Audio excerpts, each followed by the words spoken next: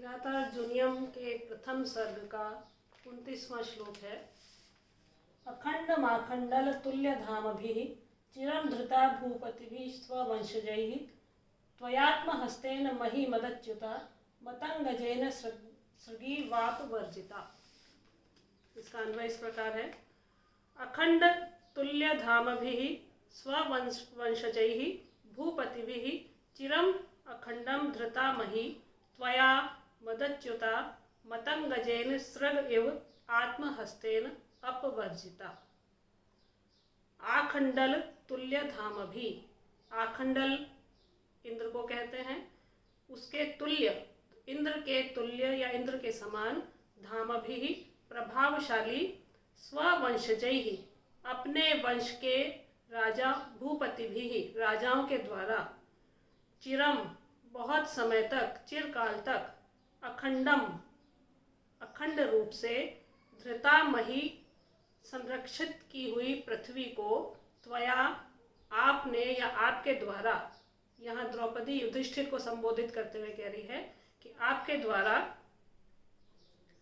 मदच्युता उन्मत्त, मतंगजेन हाथी के द्वारा, सृग एव छोड़ी गई, आत्महस्तेन अपवर्जिता सृग एव पुष्पमाला के समान, आत्महस्तेन अपने ही हाथ से, अपवर्जिता आपने छोड़ दिया है।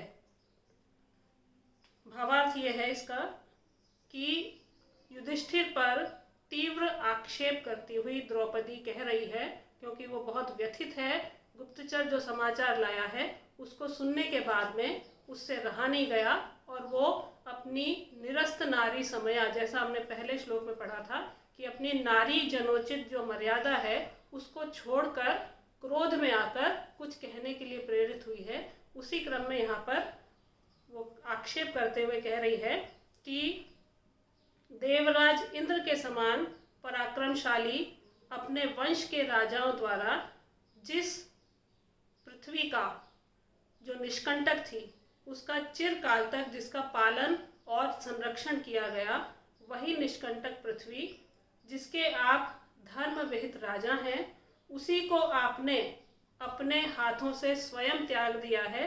जैसे उन्मत्त हाथी अपनी ही सूंड से पुष्पमाला जो उसके सिर पर धारण की जाती है उसका वो परित्याग कर देता है।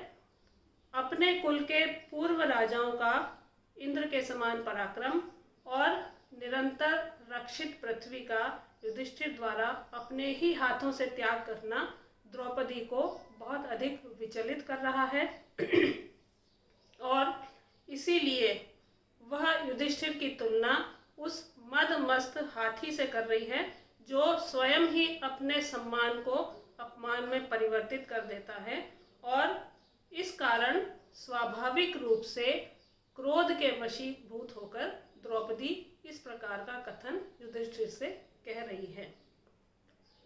समास है इसमें अखंडम, न खंडम इति अखंडम, नए समास है जिसके हमने बहुत सारे उदाहरण अभी तक पढ़े हैं। भूपति ही, भुवः पति ही इति भूपति ही, षष्ठी तत्पुरुष समास है। आत्महस्तेन, आत्मनः हस्ता हस्तः तेन, यहाँ पर षष्ठी तत्पुरुष समास है। मतंगजः, हाथी के लिए प्रयुक्त हुआ है ये शब्द। मतंगात जायते यह स मतंगजः। इसके संबंध में कहा जाता है कि मतंग ऋषि के शाप से चित्ररथ के पुत्र प्रियंवद को गज योनि में जन्म प्राप्त हुआ था, इसीलिए हाथी को मतंगज कहा जाता है।